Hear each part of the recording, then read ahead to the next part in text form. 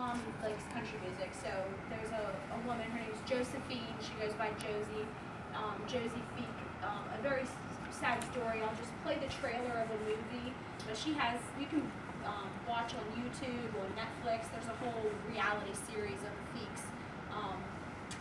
But I won't give it away, I'll fill in what you don't understand from watching the trailer, but we'll just watch the trailer real quick. It's only 2 minutes.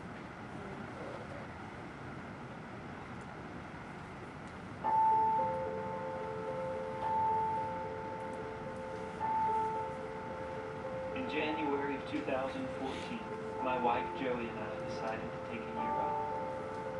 Though our music career was at its peak, we felt like it was the right time to slow down. So we put our dreams on hold for a while and started getting ready for the baby that was coming in a few weeks. We believed that God would give us a great story. And He did.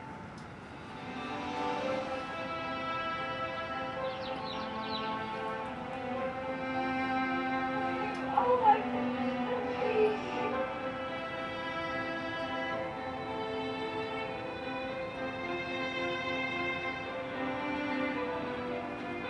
Got my pumpkin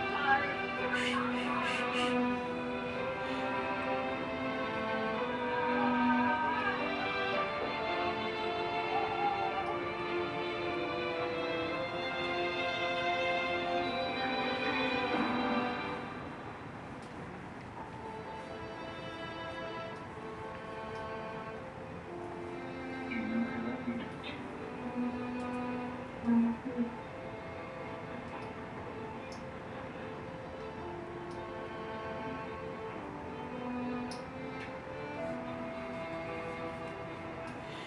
I never thought that we would be here.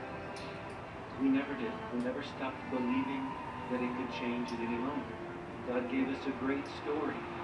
He could have ended it differently. He could have. It would have been a miracle.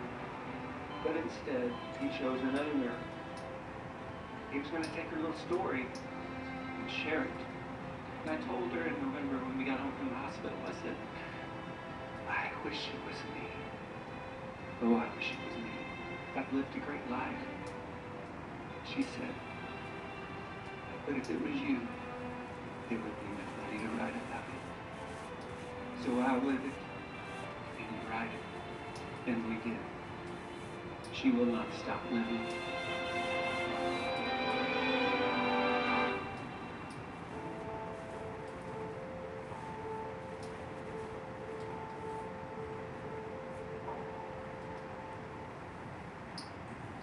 Well, the movie only played one night, but I'm sure you could probably find it on YouTube, Netflix, or you could buy it. But I've watched that several times, and each time it's hard not to cry for such a bright woman with such a bright, future.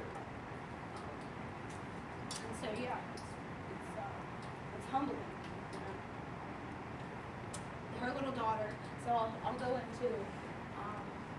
I'll show you the timeline of her life. You think about we each have a timeline. We each have a timeline from in our life. So what do you want your timeline to be? So this was Joey Feek's timeline. So she was just an average kid, grew up. The only thing that happened in her life out of the ordinary is when her brother did die in a car accident when he was in high school. So that was a tragedy that their family did have to go through. But other than that, she grew up pretty average in a nice Christian home. She wanted to be a veterinarian, but also wanted to pursue a music career. So in 1998, she moved to Nashville, Tennessee, to pursue a career as a veterinarian, but also as a country music singer and a songwriter. She met her husband down there, this Mary Lloyd Feek. He was 10 years older than her. He had already been married and had two daughters from a prior marriage. So that's why he said he lived a good life. He already, he had two grown children. His daughter, they got to marry one of his daughters off, and if you watch the reality show or reality series, so she got to be one of the bridesmaids in her stepdaughter's wedding. But yeah, very, very sad. But they had a very accomplished life. They released 8 albums together. They were on top 30 country songs. Her and then in 2013, when she found out she was pregnant, this was her first child, so she wanted to enjoy it. She was actually 37 years old at the time, and so they said, we're not going to do any music anymore. We're just going to go home and enjoy our baby. So they did that, and in February 2014, Joey's first baby, they named her Indiana. They called her Indy. She was born, and they didn't do any ultrasounds or anything during the pregnancy, and then whenever the baby came out, they realized the baby did have Down syndrome, and they said it didn't matter if they would have had an ultrasound or anything anyway. They still would have kept the baby. But just because she was advanced in age, she was 38 and her husband was 48. It does increase your risk, but still has a lovely child, Indiana. And then only 3 months after giving birth to her child, she found out she was diagnosed with cervical cancer. So everything started to happen very quickly. And then in the next year, in June 2015, so they did a surgery when they found out she had cervical cancer, and they said she was completely clear. She didn't need any chemo or radiation at the time, but then only a year later it returned, and they found it in her colon then. She went to the Cancer Center of America, received chemo and radiation and had a second surgery. But then in October, they realized it's terminal. It had spread, significant areas, and so they decided to stop treatment then in October 2015. Her daughter turned 2 there February 16th, and then she passed only a month later. Joey passed on March 4th. During the time of her passing, her father did end up coming to Christ. So Joey did say, if all this, she said, all this would be worth it if one person came to Christ. But the fact that it was my own father, it was very, humbling for her. So the scripture that I pulled about this life is James 4. It talks boasting about tomorrow. So it says, now listen, you say, today or tomorrow we will go to this or that city, spend a year there, carry on business and make money, while you do not even know what will happen tomorrow. What is your life? You are a mist that appears for a little while and then vanishes. Instead, you ought to say, if it is the Lord's will, we will live and we will do this or that. As it is, you boast in arrogant schemes. All such boasting is evil. If anyone then knows the good they ought to do and doesn't do it, it is sin for them. So I just keep thinking about Joey's life, and even before she knew she was sick, she still thought family was most important, and her and her husband, they took off their very prominent music career to raise their child. So it's very humbling. So here's just a couple bullet points. Life is short. We're here today, we're gone tomorrow. There's another scripture. It says, but do not forget this one thing, dear friends. With the Lord, a day is like 1,000 years, and 1,000 years is like a day. We make plans, but God is in control. If it is the Lord's will, we will live and do this or that. So a question just to ponder is, think about your own plans. Do they line up with God's plans? Whether that's plans in school or plans, in your career.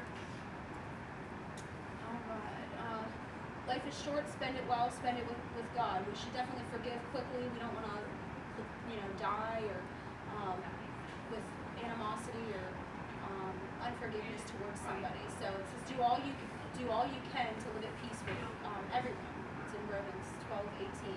And live a righteous life that others may see your good works and glorify your Father in heaven.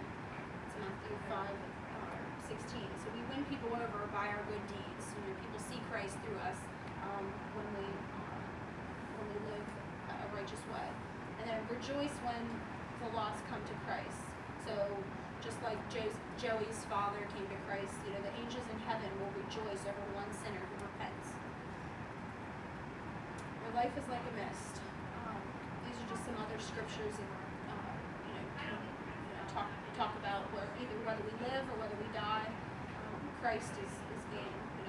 We're with Him, whether in life or death. We're still with Christ. There's a good book. It's called Purpose-Driven Life. Rick Warren wrote that. It can just talk about, whether you've made mistakes in your life, you can turn your mistakes into a mission. So turn your pain into a purpose and a passion for Christ. We can turn our grieving into giving. So whether, just like Jackie and Jim, they've lost a infant son, or whether you have a child with Down syndrome, whatever it is, you can help other people because you've been through that situation. So that's where you're turning your grieving into giving and helping somebody else. And then leaving a legacy. John Piper, this is another book, Don't Waste Your Life. He talks about, you're leaving a legacy. You don't want to waste your life away. But you're, just like Christ, he lived a loving, humble, he was a loving, humble servant. And by having the fruits of the Spirit, love, joy, peace, patience, kindness, we pass that on to our children, we pass that on to, in our profession as well. And then giving the gospel, passing that on, giving people the gospel, sharing the good news of Christ. And then the last point here is the only person we should try to be better than is the person that we were yesterday. So I think, we hear the expression that comparison is the thief of joy.